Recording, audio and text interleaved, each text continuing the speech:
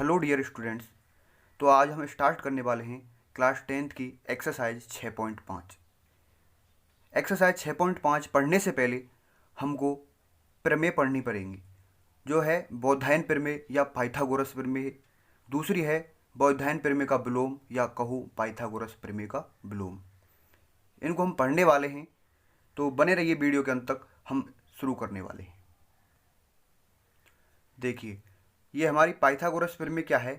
किसी समकोण त्रिभुज में कर्ण का वर्ग, कर्ण यानी ये कर्ण का वर्ग शेष दो भुजाओं के वर्गों के योग के बराबर होता है। शेष दो भुजा कौन सी है? लंब है और आधार है। इनके योग वर्ग के योग के बराबर होता है। किसका वर्ग? कर्ण का वर्ग। हमने एक समकोण त्रिभुज बना लिया है, समकोण त्रिभुज ए बी सी। इसमें कर्ण क्या हुआ? ए सी। जो ए सी का वर्ग है वो ये अन्य दो भुजाएं A B plus B C, इनके वर्गों के योग के बराबर है। तो हम सबसे पहले लिखते हैं दिया है। देखिए हमारे लिए क्या दिया है, ए बी सी एक समकोण त्रिभुज है, जो कि हमारे लिए दिया हुआ है समकोण त्रिभुज। ठीक है। उसके बाद में जिसमें हमको क्या दिया है, जिसमें कोण बी है वो क्या है? 90 डिग्री। रचना की हमने, रचना यहाँ से हम लंब डालेंगे, बी से ए सी पर एक लंब डालेंगे। जहाँ पे बिंदु मिला वहाँ पर नाम दे देंगे इसको डी। ठीक है, ये हमने नाम दे दिया डी। तो हमने रचना में क्या लिखेंगे? बी से ए सी पर एक लंब डाला। देखिए बी से ए सी ये रही, इस पर एक लंब डाला। जो लंब का नाम क्या हुआ? बी डी एक लंब डाला। ठीक है। अब लिखते हैं उपपत्ति। उपपत्ति में क्या होता है? देखिए सबसे पहले एक त्रिभुज लेंगे ए बी सी, यानी सबसे पहले एक बड़ा ट्राइंगल लेंगे। उसके बाद में हम लिखते हैं दूसरा त्रिभुज ए बी डी, यानी सबसे पहले एक तो बड़ा त्रिभुज लेना पूरा, उसके बाद में छोटा ट्राइंगल लेना है। ठीक है। तो देखिए किस प्रकार लिखते हैं, त्रिभुज ए बी सी तथा त्रिभुज B D, A B D में त्रिभुज ए बी सी तथा त्रिभुज ए बी डी में। ठीक है। त्रिभुज ए बी सी ले लिया, त्रिभुज ए बी डी ले लिया हमने। तो हम देखते हैं इसमें कोण बी है जो किसके बराबर है? कोण डी के बराबर है। कोण बी कोण डी के बराबर। क्यों है कोण डी के बराबर? क्योंकि ये 90 डिग्री के एंगल्स हैं दोनों। ठीक है। तो हम लिखेंगे यहाँ पर कोण बी बराबर है कोण डी। ठीक है। कोण बी बराबर कोण किसके? डी के। क्यों है? क्योंकि ये 90 डिग्री के एंगल हैं। ठीक है। उसके बाद में हम लिखेंगे कोण, देखिए दोनों त्रिभुज देखिए ए बी सी और ए बी डी। तो कोण क्या है? दोनों में उभयनिष्ठ है, यानी कॉमन है। तो लिखिए कोण ए बराबर कोण ए। कोण ए बराबर है कोण ए, क्योंकि उभयनिष्ठ। ठीक है। जब दो कोण समान हो तो क्या लगाते हैं हम? ए समरूपता कसौटी। ठीक है, लगाइए ए समरूपता कसौटी से। ठीक है। ए समरूपता कसौटी से क्या हो जाएगा? देखिए त्रिभुज ए बी सी समरूप होगा किसके? त्रिभुज ए बी डी।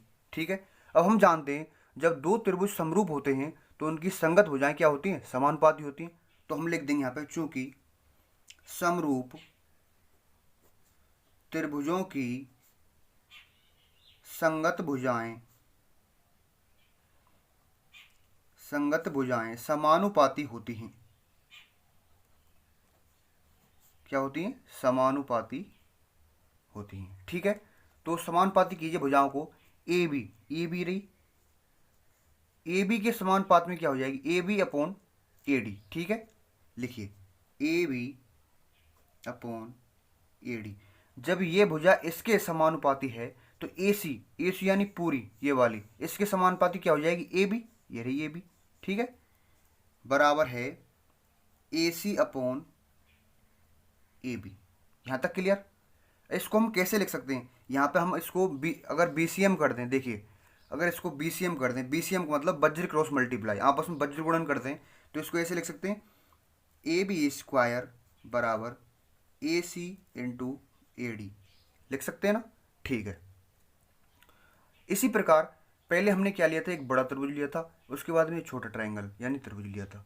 अब क्या करते हैं? पुनः एक बार बड़ा त्रिभुज लेते हैं और एक बार ये, अब की बार ये छोटा ट्राइंगल लेते हैं। ठीक है।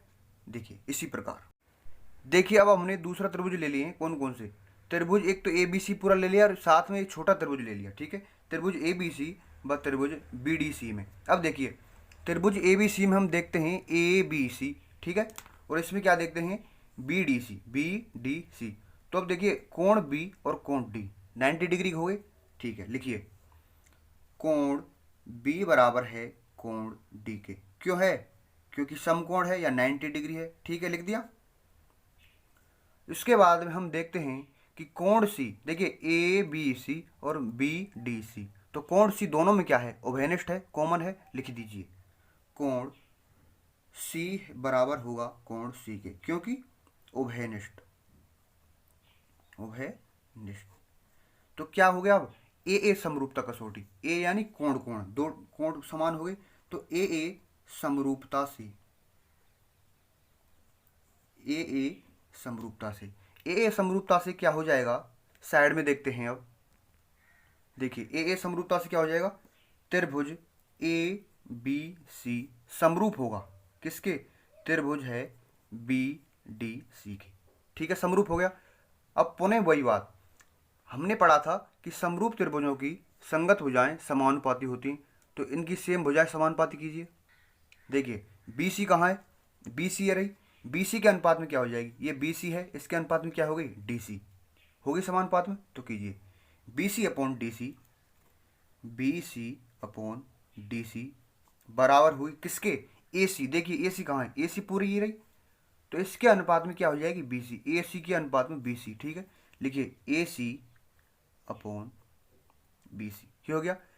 हम इसको कैसे लिख सकते हैं बी सी एम करके, यानी वज्र क्रॉस मल्टीप्लाई करके कैसे लिख सकते हैं, देखिए बी सी स्क्वायर लिख सकते हैं, इसको लिख दीजिए बी सी स्क्वायर बराबर A C into D C, ठीक है, यहाँ तक क्लियर। अब देखिए हमने यहाँ जो लिया था उसको दे देते हैं समीकरण नंबर 1, ये लिया, ठीक है, इसको क्या दे दिया हमने समीकरण नंबर 2। अब देखते हैं समीकरण 1 व 2 को जोड़ देते हैं, ठीक है, तो लिखिए समीकरण 1 व 2 को जोड़ने पर, ठीक है, जोड़िए, तो जोड़ते कैसे हैं, देखिए एल एच एस पक्ष में एल एच एस पक्ष जोड़ते हैं और आर एच एस पक्ष में आर एच एस पक्ष जोड़ते हैं, तो जोड़िए ये एल एच एस और ये एल एच एस जोड़िए, A B square plus B C square, A B square plus B C square बराबर हो किसके, A C into A D, देखिए A C into A D, A C into A D plus, अब ये ले लिए ए C into A D, ठीक है, ए सी इंटू डी सी, ए सी इंटू डी सी।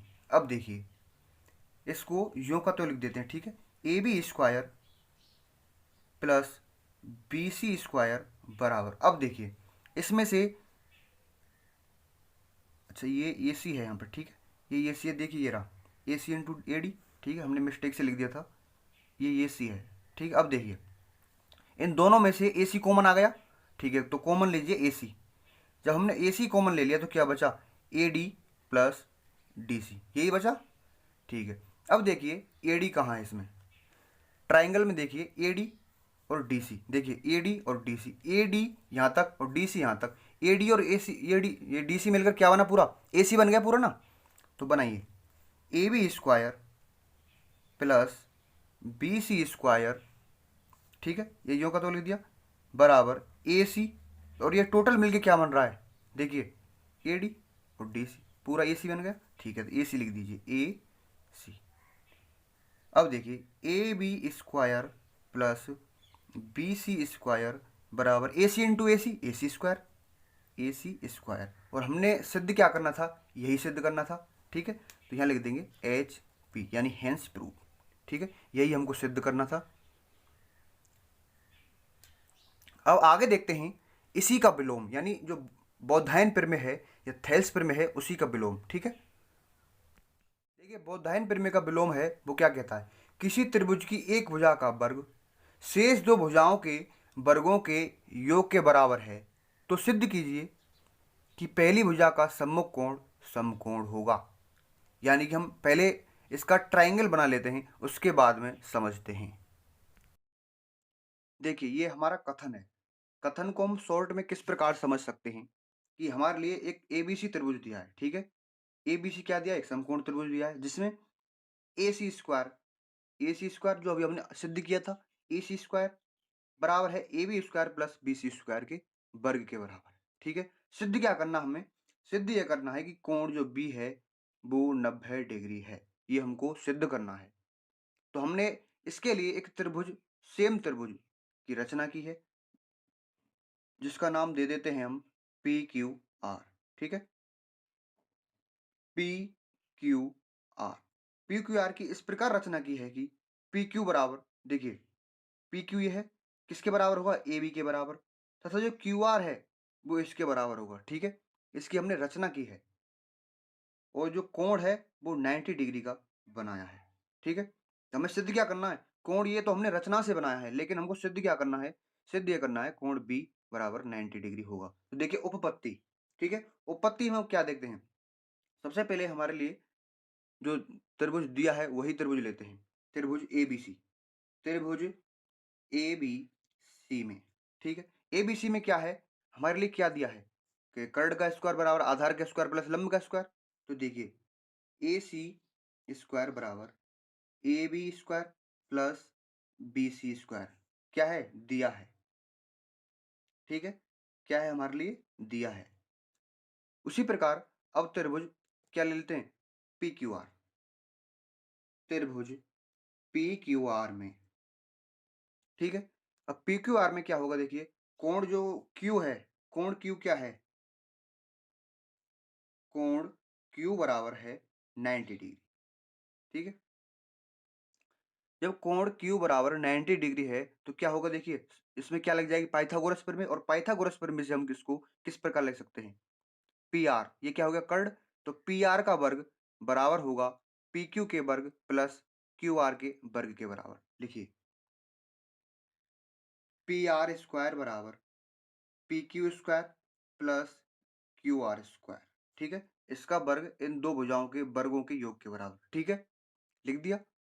अब देखिए इसको हम किस प्रकार और लिख सकते हैं कि जो पी आर का वर्ग होगा, ठीक है, पी आर का वर्ग किसके बराबर होगा? देखिए इसको हम ऐसे भी लिख सकते हैं, देखिए ए बी का वर्ग प्लस बी सी का वर्ग। क्यों लिख सकते हैं इसको? रचना से हमने रचना क्या की थी? देखिए रचना में देखिए जो पी क्यू के बराबर हमने क्या लिया था? A B. देखिए पी क्यू की जगह ए बी लिख दिया हमने। सेम क्यू आर के बराबर क्या लिया था रचना में? B C. तो सेम क्यू आर के बराबर क्या लिख दिया हमने? बी सी, ठीक है। रचना से लिख दिया ये। अब देखते हैं, इसको दे दिया माना कि हमने समीकरण नंबर 2 और इसको दे दिया समीकरण नंबर 1, ठीक है। किसको दे दी? समीकरण नंबर 1। अब देखते हैं समीकरण 1 व 2 से, समीकरण 1 व 2 से, समीकरण 1 व 2 से क्या होगा? देखिए कि समीकरण 1 क्या है? ये रहा। समीकरण 2 क्या है? ये रहा। तो A B square plus B C square, और इसमें भी A B square plus B C square, तो ये क्या है? समान है आपस में, तो क्या हो जाएंगे? ए सी स्क्वायर बराबर पी आर स्क्वायर, ठीक है। ए सी स्क्वायर बराबर हो जाएगा P R square, A C square बराबर पी आर स्क्वायर, ठीक है। ये है तो स्क्वायर से स्क्वायर कैंसिल करके हम इसको ये भी तो लिख सकते हैं ना, ए सी बराबर पी आर। समीकरण नंबर 3। अब लेते हैं त्रिभुज ए बी सी और त्रिभुज पी क्यू आर, इनमें बात करते हैं। देखिए त्रिभुज ए बी सी और पी क्यू आर, और हमने क्या किया था? ए पी क्यू बराबर ए बी, पी क्यू बराबर ए बी, ठीक है। और क्यू आर बराबर है हमारे किसके? बी सी के। ये हमने बराबर क्यों लिखे हैं? क्योंकि हमने ये दोनों रचना से बराबर किए थे, रचना से, ठीक है। ये बराबर हैं और ए सी, इधर पी आर लेते हैं, सॉरी पी आर, ठीक है। इधर पी आर ले लिया हमने, पी आर बराबर है ए सी के, ठीक है। ये क्या है? समीकरण नंबर 3 से हमने अभी बराबर किया है, ठीक है। देखिए ए सी बराबर पी आर बराबर ए सी, एक ही बात है, ठीक है। ये हमने जब बराबर किया है तो देखिए कौन सी इसमें कसौटी लगेगी? भुजा भुजा भुजा, यानी साइड साइड साइड, ठीक है। एस एस एस, सर्वांग समता कसौटी से, सर्वांग समता, ठीक है। जब एस एस एस सर्वांग समता से क्या हो जाएगा? त्रिभुज पी क्यू आर सर्वांग सम हो जाएगा त्रिभुज ए बी सी के, ठीक है। जब त्रिभुज सर्वांग सम होते हैं तो उनके संगत कोण क्या होते हैं, समान होते हैं। ठीक है, तो क्या हो जाएगा, कोण Q बराबर है कोण बी के। ठीक है, ये बी है, बी। अब देखिए, जब हमारे लिए कोण हमने Q क्या माना था, 90 डिग्री, चूंकि कोण Q बराबर 90 डिग्री, तो देखिए 90 डिग्री बराबर है कोण B। ठीक है, या फिर ऐसे लिख सकते हैं कोण B बराबर 90 डिग्री, यानी कि H। Hence proof. देखिए ये हमने सिद्ध करना था, ये हमने सिद्ध कर दिया। ठीक है, देख लीजिए, स्क्रीनशॉट ले लीजिए। अगर समझ में नहीं आया हो तो वापस से एक बार वीडियो को दोबारा देख सकते हैं, एकदम क्लियर हो जाएगा। ठीक है, अगली वीडियो में हम प्रश्नावली 6.5 शुरू करने वाले हैं। तब तक के लिए बने रहें हमारे साथ।